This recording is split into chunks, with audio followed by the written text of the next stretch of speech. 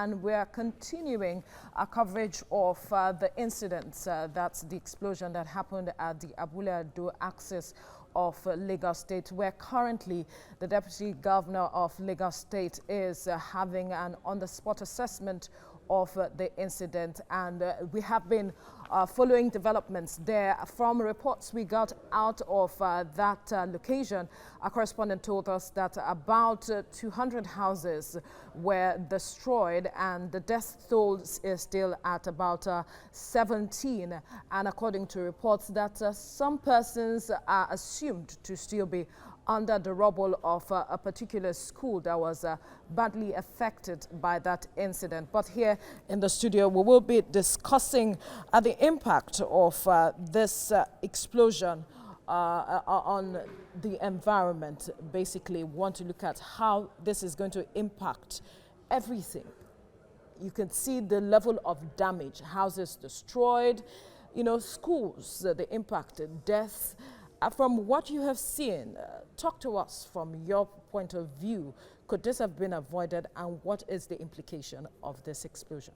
Okay, to start with, I think it was the German philosopher Friedrich Nietzsche that said that the only thing we learn from history is that we learn nothing from history. Obviously, we haven't learned anything. That's what you're saying. Yeah, okay. The reason for that is that this explosion happened exactly 84 days after the Abule pipeline explosion. Variably 3 months, less than 3 months after the Abule explosion. And it's the same, if you look at it, it's the same pattern. People, you will record casualty. That one was vandals. Vandals, yes, it was vandals. But everything we've been having from these ones are preliminary reports. You could see that what NNPC gave as a reason for that is different from what residents are giving. It's different from what NEMA, gave. You understand? So everything we still have at hand now are still preliminary reports. And I won't want to jump into the actual cause of this explosion. But talking about the effects and impact of this, aside from the fatality recorded, you understand, yesterday NNPC had to be forced to shut down supply of petroleum product on System 2B. Yeah. So System 2B is a pipeline that, conveys petroleum product from Atlas Cove to 5 depots. The Ejibu depot in Lagos, the Mosimi depot in Ogun State, the Ibadan depot in Oyo State, the Ilorin depot in Kwara State, and the one in Ondo State. So the shutdown, though NNPC has said that will not impact on the supply adequately, but because that has to be done, if that is not done, the fire wouldn't have been extinguished. So they have to stop. They are still trying to extinguish it. It's still raging. Yeah. But it won't be to that manageable. It won't be to that manageable because with NNPC had to stop supply of petroleum product through that pipeline. Is the ones that are still trapped in that pipeline that are still burning. You understand? So by the time that is, exhausted, I think it will be easier. So shutting down that pipeline too, and the GMD of NNPC said in a tweet yesterday that the fire, around that pipeline was extinguished around 11:30 p.m. yesterday. But truth of the matter is that the NNPC engineer has been deployed there, according to him, and it is going to cost Nigerians a lot of money. You understand? So we're talking about whether this could have been avoided. If you look at it very well, NNPC, I'm aware, is doing a lot of work around, relaying of pipeline and, deploying pipeline technology. They call it horizontal technology. But they have to still do more. We need to look at the integrity of the pipeline. This pipeline we are talking about has been put in place for years. You understand? It is natural. Everyone, everything. Urbanization activity, human activity, is getting closer. Even aside from that, anything you get has an expiry date. You understand? So the normal thing to do is to check the integrity of those pipelines regularly. You understand? So and aside from that, to ensure that the pipeline right of way is adhered to you know, by the residents. So it's a collaborative effort to ensure that we don't have a reoccurrence of this. All right. Yeah. All right, let's quickly bring you the updates now. The governor has arrived at the scene of the incident. Earlier, it was his deputy that was present at the scene of the incident. The governor now is present to have an on-the-spot assessment of what happened yesterday. He is being briefed, obviously, by his security details and those who have been present at the scene of the incident in Abule. We'll definitely keep the news up with going on there to know what the governor is going to say with regards to this incident. We can see press, security, all of them scampering rather, to get a view of the president and also get to see what he is going to say with regards to this incident. Definitely we'll get back to that scene to hear what the governor would be saying with regards to this. So let's get back to the studio now. Quickly, your reaction to what happened yesterday. Same question. Do you think it could have been avoided? And what do you see as an impact of the incident? Seeing that environment, you know, people wake up this morning, a lot of businesses are lost. Not only houses were burnt yesterday, businesses were burnt, shops, and many people around that side wake up. They do a wake up, you know, business. You know, they keep their life. They keep life going on by business they do per day. So burning means they are out of business. So we're talking about what I'm going to eat this morning. We're going to talk about how we're going to live economically for the you know, next few weeks. The government is focusing more on how to repair, how to do this, the pipeline, or the you know, the explosion. And but what about the people that are alive? People are gone, but what about people who are alive who are thinking, how would I survive? What about those who lose tools and their their economic power? Those who have lost loved ones as well. I mean, loved ones. I mean, it's going to also affect their But invariably, are you saying, because some have said that the government should be looking at compensating this? Yes, that's where I'm coming from. Is that what you expect the government to also talk about now that it is present to see what has happened at the scene of the incident? I think the government should also be thinking. Let us do an economic impact assessment also, and see how much business are lost in this. Do we really do that? You know, but do we? No, frankly speaking, do we really need to do that? And have we been doing that? If we have, I think we have been doing that, but are we doing that at the scale we are supposed to do that? Because I'm aware that after the Abule Egba, the one that happened in January 2022 this year, you understand, those that were affected were relocated, and after that we didn't hear anything, you understand. But I believe at least the step that the government took by relocating them shows that maybe they have, harnessed, they have assessed, they have, been able to gather those that were truly affected by that, you understand. So, but I'm not aware we are doing it the way we're supposed to do it. But I'm aware the government is doing that. Now, let's quickly look at an update from Mele Kyari, which he said that the NNPC is working with Lagos State government and security agencies to clear the right of way. They are going to look into, because that was where the incident happened. And I recall that sometime last year, the NNPC came out to warn certain persons who were breaching the right of way of the NNPC. That's along 2E. The 2E pipeline that has to do along, I think, Benue and some other parts of the country.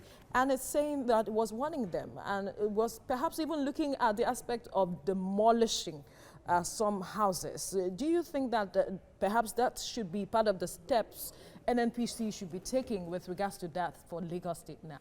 Okay, I believe so, and I think it's even beyond that.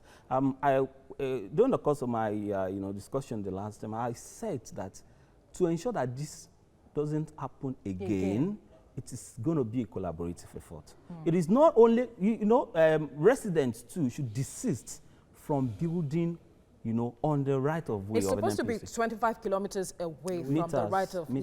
Yes, 25 meters away from the right of way. Yes. To, you know, shield them from any form of explosion. So the reason for that is not that when it happens, it won't affect them. But it is because the impact will be minimal.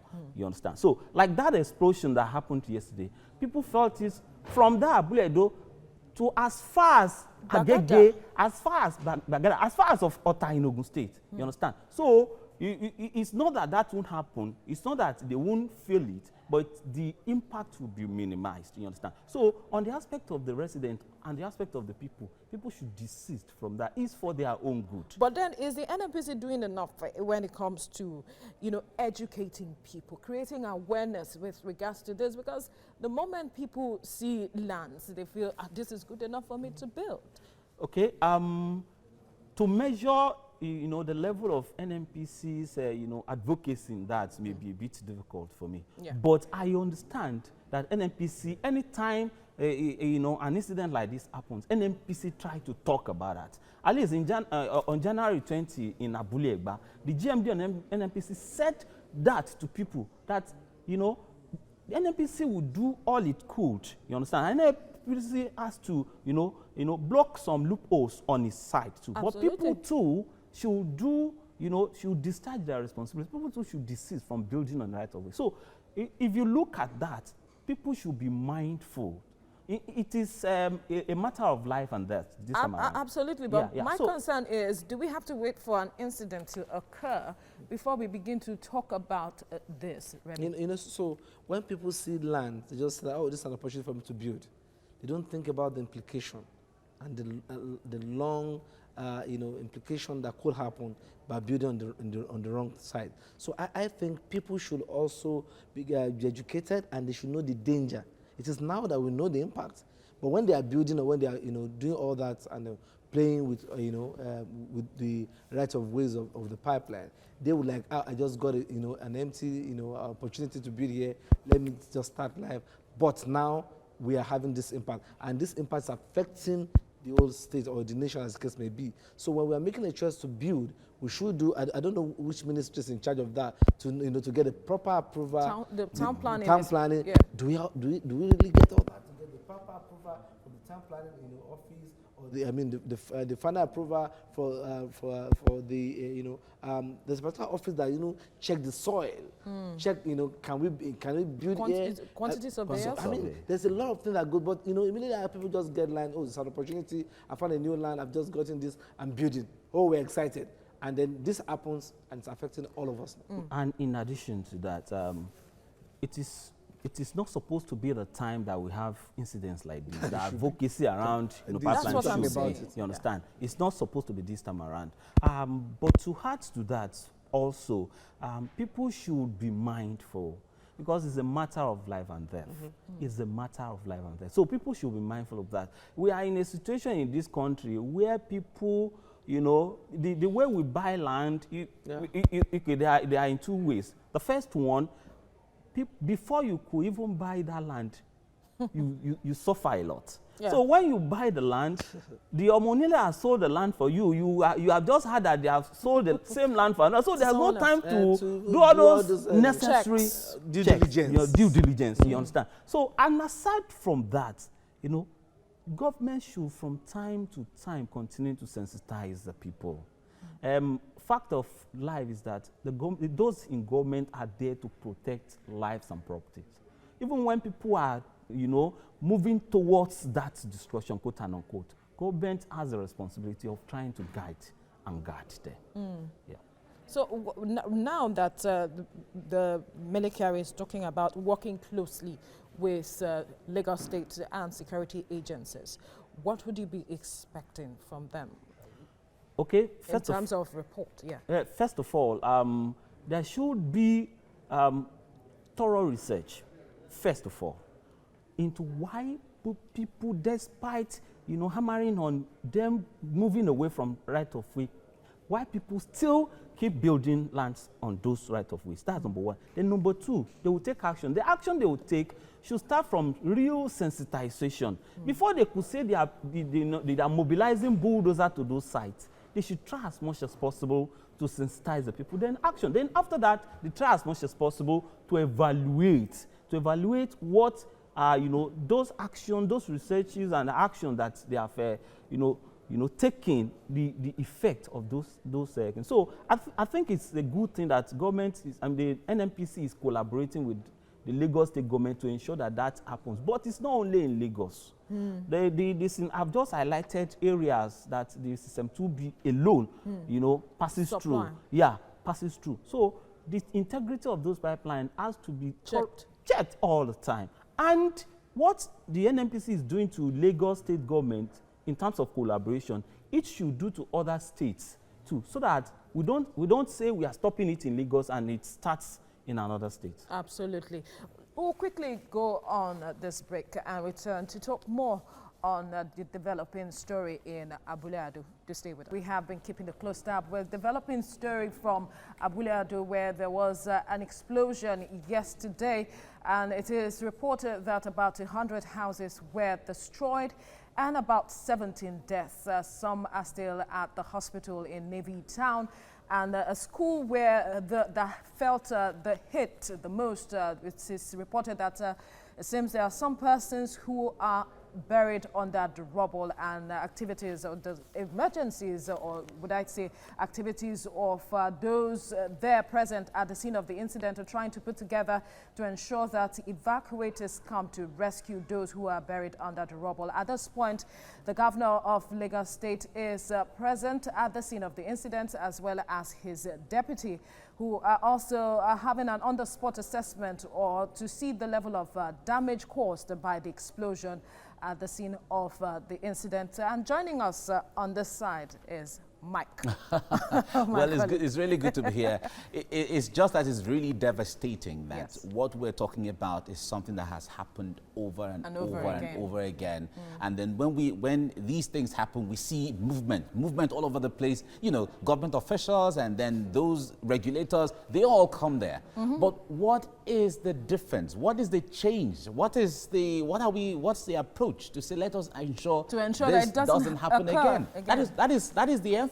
An accident can happen anywhere. Anytime. But the point there is, when that happens, what next? Measures. So that we don't have it again. We have our guests here talking to us about, analyzing the situation since morning, which is a great thing, making people understand what these things happen, how they happen, the impact, the implication, and all of that. But now that the governor is there, now that the deputy governor is there, they have levels of influence they can wield on the NNPC leadership on one hand, the federal government on the other hand. Absolutely. So what are the firmness they are going to stand on to say, you know what, let us ensure this doesn't happen again. We are losing too many people. Exactly. Adiola was talking about the issue of pipeline passing through many parts of this country. The issue there is the map of where each pipeline, no matter how big, no matter how small, they know everywhere that the pipeline passes as far as this country is concerned. Yes. But the point there is, who monitors the pipeline to ensure that this pipeline is here? There's supposed to be some certain degree of distance between the pipeline and any building or any structure for that matter, or even any road and so on. So who ensures that? Is it the NNPC, or is it the NSCDC, or is it the military, or is it the police? Is it the state government? Is it the state government, whom the pipeline is under? All of these things have to be made clear. These are the things that we talk about every day. Yeah. Absolutely. So perhaps you want to clarify or expatiate on that. Yes. Like I said earlier, we still about the cause of this incident. We still have preliminary reports. I think they are still coming up with the actuals of what happened. Okay. But what I noticed yesterday, which was so distasteful to me, was some kind of, and we do have that anytime we have emergency pipeline explosion. I read a lot of press releases trying to use the word implosion. Some people immediately said it was gas. People blamed gas. Immediately people started blaming. I think it's very, very unnecessary. Some even said it was a filling station. Yeah, some said filling station. Yeah. And in fact, press statement, at some point, NEMA issued a press statement, absolving NNPC pipeline. Yeah.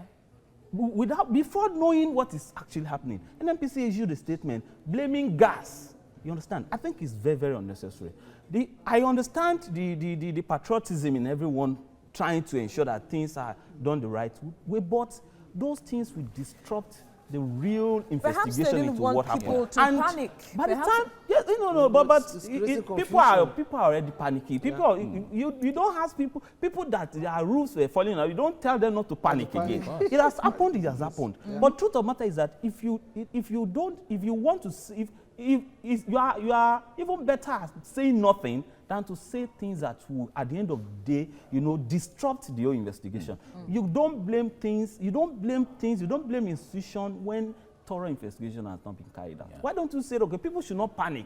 We are on it. Because, like you were saying, when the reports come out and it contradicts originally the information you put out at first, then it also impacts on the credibility and how the trust that people have. Exactly. That is it. That is it. So what exactly do we believe? Yes. So, but at the end of the implication of that is that it will affect the investigation you want to carry out. Okay, so an institution that is expected to carry out an investigation into something that has just happened, the institution has already blamed something for that.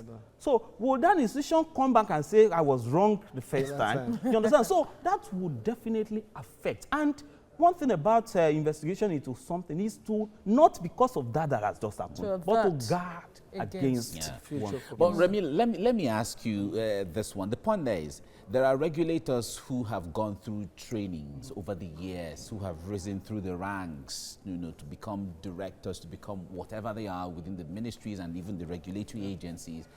This happening right now, is it a product of incompetence on the other hand, or is it just corruption? Just like I said, sometimes immediately this happens, they rush into work, fires are out, press releases, a lot of actions here and there. But after this, everybody go back to their closet, and then we come back to our normal. Nothing is happening.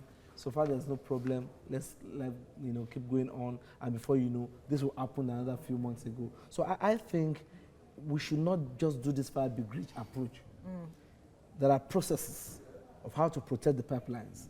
There are processes of how to test the validity of the strength of the pipes, if they are still valid, or you need to change them. I don't know if there's need for changing a lifespan and all that. So if you follow those processes, it is so sure that we will not be having such things. Then are there parastatals that really sits on how many meters the distance between the pipeline and any structure? Are there parastatals that are ensuring that? Are there parastatals checking who builds on where, at when, who gives what licenses, and all that? So this will not happen. Will not come up until when emergencies or things like this happen, and we lost lives and businesses are falling down and people are crying. Then you see everybody coming out of their of their hiding place. But immediately after this done, see people going back to their homes. I guess that is why that Asiwaju Bola Tinubu is saying that everyone found culpable with regards to this issue should be brought to book. So I wonder what you would expect, Adiola, with regards to that, and would it really put an end to incidents like this? Okay, that statement is a very good one, but the implementation or execution is the issue now. You understand? Talking about the pipeline, the pipeline, spread across the countries over 5,000 kilometers. You understand? So it may be, we have to understand where we're coming from. It may be a bit difficult, for surveillance of a 5,000 kilometer, pipeline. Nothing had been done with regards to the pipeline in that area until this incident happened, and we are beginning to see reactions from all sides, the NNPC and even the state government. What does this say of our safety attitude? Is that the word? Approach to safety with regards to issues like this. Like you mentioned earlier, we don't seem to learn from past incidents. Okay, the people are in a mood that is, it may be inexplicable, you understand. they are likely to blame anything. You understand? So I want to, as much as restrain from following the blame game by NNPC, I want to as well restrain from following this blame game. But truth of the matter is that, a devastation has happened. NNPC pipeline was involved. NNPC said it was gas. People are saying it's NNPC pipeline. You understand? So what has happened now, I'm calling on the government and all our stakeholders, NNPC, to be sincere this time around with the investigation and make reports of that investigation available to people. You understand? And ensure that they implement prescriptions from that report. You understand? So I think it's only from that I will be able to ensure that, because truth of the matter is that we learned that about 100 houses were involved. People are talking, or some people lost their lives. Some people lost their businesses. Mm-hmm. In those houses, I could see, a building with about 5 flats, you understand? Let's just imagine maybe 10 people per house. It shows that about 1,000 people are homeless now. Mm-hmm. We may be thinking that it is not going to affect us, but those people will depend on some people that will depend on us. Yes. Mm-hmm. That is, it's going to affect everybody. Mm-hmm. So it is a situation we have at hand, which everybody this time around should be sincere, because it's only with our sincerity that a reoccurrence of this can be averted. So I believe, everyone is hot now. Everyone wants to ensure that their pot of soups are, are protected. People want their institutions to be clean. But let us, for crying out loud, be sincere this time around. Right. I know that what happened is not natural. The cause of this is not a natural, incident. It's a human. It was avoidable. Yes. Yeah, it was avoidable. So let everybody be sincere this time around. Okay. You understand, and ensure that things are done. Let me bring Remy into this. As it is right now, about 17 persons have lost their lives, and there's still some persons in the hospitals trying to recover. We don't hope there will be more casualties from them. But the point there is, when it comes to the issue of compensation, because these people didn't pray for this, it was an avoidable accident from someone somewhere, or some persons who didn't regulate well, and somebody who was like a daisical or whatever it is. What kind of compensation would you see in this regard, in as much as compensation will not bring back the lives of anyone who has died? So just like I said before, I think the government should know that businesses are lost. They should do impact analysis, economic impact analysis in that area. How many businesses are in there? And in Nigeria, many people even use their house to, to set up small-scale businesses. So you cannot even imagine how much that been lost in that kind of economy, in that environment. So there must be a way of bringing those businesses back. There are people who lost their loved ones, whose fear will not make them to stay in that area anymore. To resettle them, or to think of staying somewhere else is another game entirely, because to find somewhere else to go and stay, to start business all over again, to start life all over again, it's very costly. So government has to step in that dimension. And I think because it is some parastatals who are not doing their job well, I think we should, Ed must roll.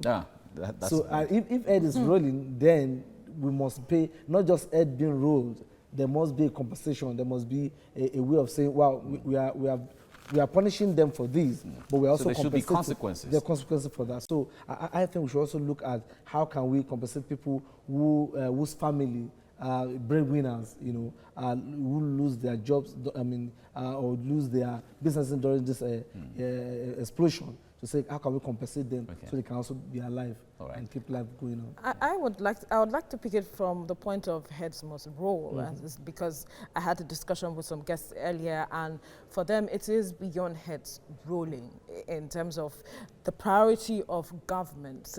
How are they funding these parastatals to ensure that they carry out their functions to the latter, which is also another major concern, to ensure that they execute what they are meant to execute as, as a parastatal. I wonder what you see with regards to that. Okay, I've just, mentioned earlier that when issues like this happen, we tend to look at it from the perspective of those agencies, what they should have done.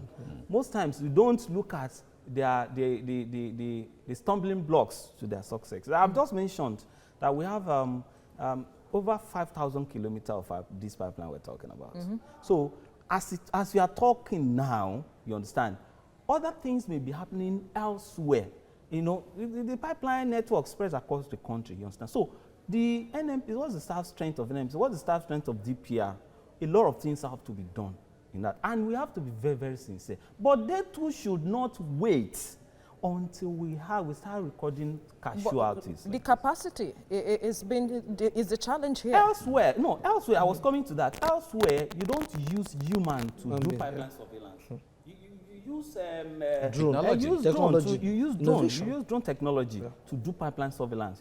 That has to be deployed. I think I was privy to information some years back that they were trying to deploy. One IOC complained that it was trying to deploy drone for surveillance of pipeline, but it met a stumbling block because the Nigerian military was trying to say that, okay, the drone you want to deploy because of military, you have to get clearance and all that. So a lot of things are happening. But like I said earlier, we have to be very, very sincere this time around. If we have not lost someone, some people have lost someone. And if it has not happened to us now, if the right thing has not happened, there's no guarantee that it won't happen to us. So the right thing has to be done, and we have to be very, very sincere about it. This time around, like I said, 84 days, just 84 days after the Abule Egba, that Abule Egba fire explosion, okay, we know it's infringement on pipeline, but it was an explosion that killed a lot of people and displaced a lot of people. So it happened January 20. Yesterday, March 15th, less than 3 months, another one happened. So if we can try as much as possible to be sincere this time, maybe we can put a stop to it. Right now we have live visuals coming from Abule, where the governor is making a statement. First, let me, on behalf of the government and people of Lagos State, express our condolences to the families that have lost their loved ones, the children that have lost the teacher, to everyone in this neighborhood that have lost or the other. My trip here this morning is not immediately to begin to blame or to begin to say that this was what happened, this is not what happened. I am not going to explain to you in graphic details which truck or which tank or which pipe burst out. That's not my activity, that's not my responsibility. There are others that will do that. But we want to first express the condolences to our citizens that have lost their life and all our citizens that we can see that their property, their goods have been destroyed extensively. First, that I have never seen anything of this magnitude before. I mean, it's like a war zone. It is rather very unfortunate that people get to this for us to take all their men. And so, as a first, I want to thank all of our first responders. This incident happened just about 24 hours ago or less. And I'm aware, because I got the call to immediately, that the emergency response got here quickly. The Lagos Emergency Authority, LASMA, the Lagos State Fire Service, the Nigerian Navy Fire Service, the Nigerian Army, the men of the Department of State Security, the Neighborhood Watch, the chairman of our local government around here, especially. I'm also aware that others from SEMA, like I said, Safety Commission, the police,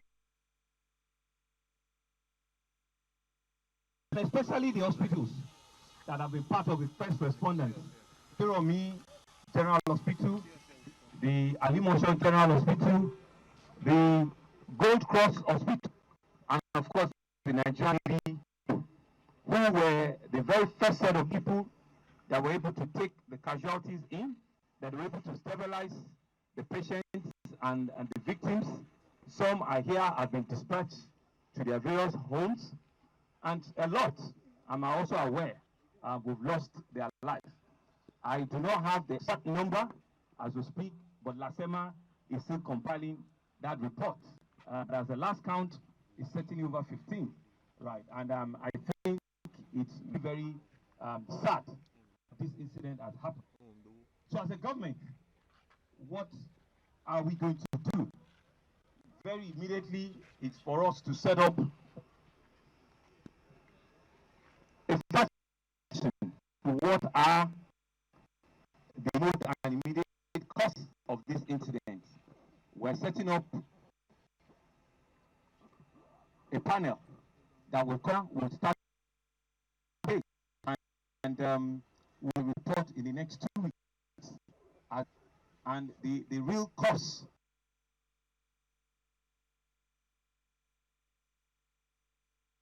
of life and property. And so that it's the multi-government and multi-sectoral committee. That committee will be headed by my deputy, the Deputy Governor of Lagos State, Dr. Kadafem Hamzat. Have the Honorable Commissioner for Special Duties of that committee. All of our, so LASEMA reports to him, the Safety Commission reports to him, and all of our other emergencies, they report that ministry. So he will serve of that committee. That committee, I would have the Honorable Commissioner for Education, because you can see right behind me is a massive institution, a girls' college that has been set to ground zero. So the Honorable Commissioner will be involved, the Honorable Commissioner will be involved, and the Honorable will also be involved. Appointing the Permanent Secretary Minister of Health, because our Commissioner for Health is extremely stretched. His duty coronavirus has been in the last month. I will also have the Permanent Secretary Works and Infrastructure in that committee. And also, we'll be asking the Nigerian to join that committee. I will expect either the Commissioner of Police himself or at least a Deputy Commissioner of Police to be in that. Expect my Senior Special Assistant on Security, who is a member of the to also be in that committee. We'll have the Chairman of Local Government to be in that committee. And we'll also have the representative DC and the CDA also in that committee. We're also going to asking a representative of the school behind us, St. Bethlehem Girls College, will also be in that committee. Of course, I forgot to mention that the Ministry of Fiscal Planning, who will be headed by the Honorable, will be in that committee. A representative from the NNPC will also be in that committee. So I have Mrs. Ada Oyetunde, who will be representing NNPC in that committee. And of course, National Emergency Management Authority member also imagine in that committee. I know that community want to also have foreign representative who will give them the opportunity to nominate additional representative of the host committee to be in that committee.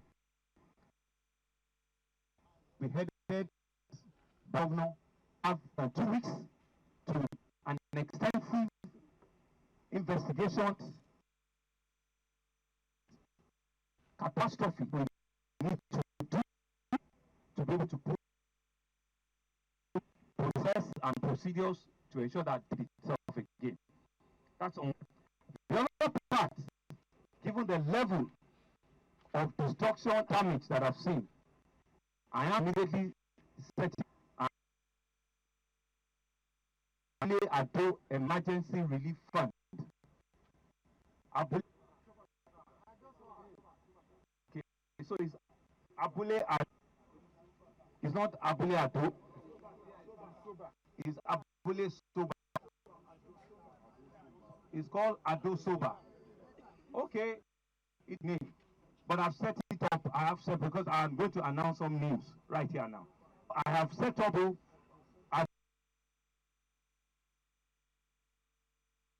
relief fund. I have set that up, and it's a 2 billion naira relief. And the state government would immediately be putting 250 million naira in that fund. And overnight, I have gotten 3 banks to open accounts for that fund. And what are we trying to achieve? This is beyond what the government can undertake on its own. This is beyond what the government, be it at the national state. So I'm aware that some of them have called, and I've received phone calls from the private sector. And so what this fund will do is to give opportunity to be part of it and to be able to donate into it. Thus, this one of this fund also be headed by the deputy governor, will be on responsibility that the committee will be saddled with. And just for you to know that I have 3 account numbers already. I have the Polaris Bank that has the account 4300.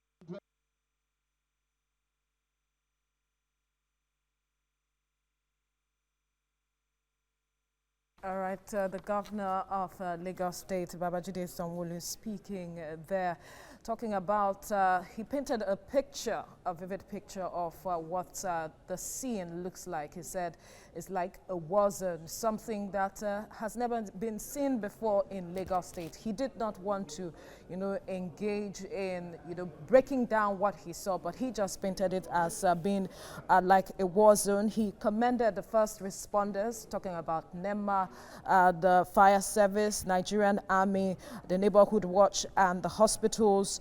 He commended them for their swift response to the incident. And then he began to talk about having a panel investigate the incident, which will be headed by his deputy, Dr. Obafemi Hamzat.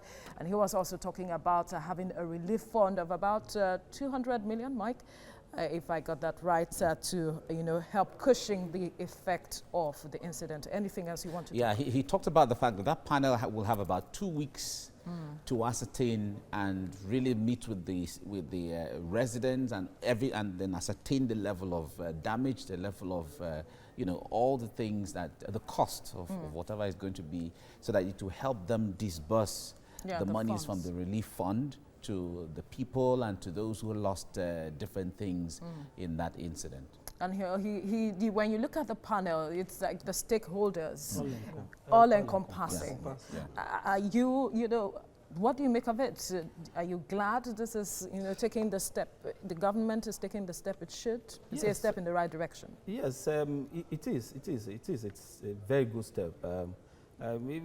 Taking a look at that committee, a long list of people trying to ensure that all stakeholders, those are well represented, are well represented, the NNPC and all that. And even the school. And the school, yeah. The school has a representative on that committee. It's a good thing. And it is going to be a ray of hope. It may not be absolute, but for people that, were affected. But one area that I want to talk about on that is that the term given to that committee, the panel, shouldn't only be for what has just happened. They should come up with recommendation as to averting, reoccurrence of that. It is so key, and I believe the committee to be headed by Dr. Obafemi Hamzat is going to do a good job. But I want to try as much as possible to urge them, to include psychological relief into this. They've earmarked 200 million or so. 2 billion. Is it 2 billion? Okay. See that insurance even, is industry that, that's very much talked about, and much more than the banking sector. Why? Because there's a system, there's a structure. And one of the challenge is also our insurance company here are not very truthful. I'm sorry, I have to say that here. How is that? Yeah, I mean, I'm close to some. And then what they do is when they are not able to pay you on time, there's the way they do this thing, and the people don't trust that system. I'm saying this so that they can go back and and rework the trust. Do people really trust the insurance system? Now, let's look at it from all sides. Just recently, on this coronavirus issue, the Minister of Health came to say that there are the Commissioner of Health in Lagos said they contact people, they contact tracing. Some persons gave fake addresses, so they cannot be traced. That is from the people. So government wants to help these people now, but can't get to them. In the place of insurance, don't you see the likelihood? Because when you're coming to claim money, due diligence and some of these things, when your information don't tally, don't you see all of these as challenges? So just like I said, it's an African issue. So for the person who wants to do the insurance is looking at how can I cheat the system. So that's another angle. How can I form up something so I can get my money? My money has been there, and then nothing's happening. So how can I get it? So because of that, the insurance company also are not even trusting you enough to say, okay, what's the proof that this happened? And then that complexity, like she said, is making that insurance industry not having that that enough trust for us to say insurance to be the backbone of helping us out in this kind of situation. So it's a cultural issue. And then but on the whole, I'd like to get your reaction to this, your final statement as we move forward. Okay. The government of Lagos State has done what it should do. So the panel, being headed by Dr. Obafemi Hamzat, should try to ensure that leadership and sincerity. Those that are part of that committee or panel should be sincere. If they are not thinking of any other thing, they should think of the generation that is coming behind us. So Lagos State government has it at hand now to right the wrong, and they should be sincere this time around. To ensure that they right the wrong. Remy, your final words. I would just say that this committee should not just be another committee recommending, another white paper. No, I want this to have immediate and a long-term, recommendation that will be executed. Execution is key for this committee. Thank you. Yeah, besides all of this, what is expected is the Lagos State governor has, rolled out what they intend to do. We also expect the federal government to make its own contribution to this, as well as the NNPC, because it's an all, it involves them all somehow. So, well, we look forward to how these things will pan out. We'll keep a close tab with the developments from the panel as well, knowing that 2 weeks is when we should get the reports, and as the media personalities will definitely be bringing you details as events unfold. Mark, it's been a great show. Well, it's been a great show, although the issues we're talking about are really touching and devastating, but we thank everyone for being a part of the TVC breakfast this morning. This is where we round it off. Adiola Yusuf, we thank you so much for coming on the program. My pleasure. We thank you as well. Thank you.